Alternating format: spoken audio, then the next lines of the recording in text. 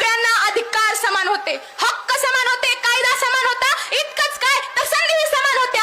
मग फक्त महाराज का पुढे गेले, फक्त महारांचीच का प्रगती झाली? याचा विचार करा, याचं अवलोकन करा.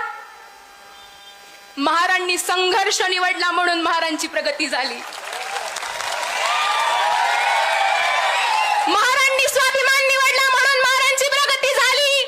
महारांनी संविधान निवडला म्हणून महारांची प्रगती झाली.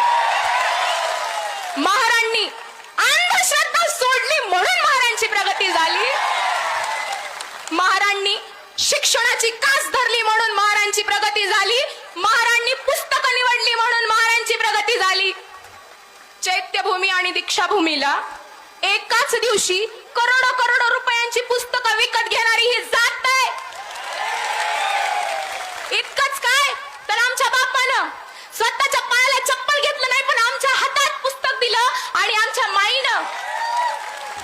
माईनं सणावाराला नवीन साडी घेतली नाही, पण आमच्या हातात कलम दिली. म्हणून या महारांची प्रगती झाली, म्हणून महारांची प्रगती झाली. तुम्ही करा ना बरोबरी आमची, करा उलटे कामाला. शिक्षणानं बरोबरी करा. उपवर्गीकरणानं बरोबरी होत नसते मित्रा, शिक्षणानं बरोबरी कर.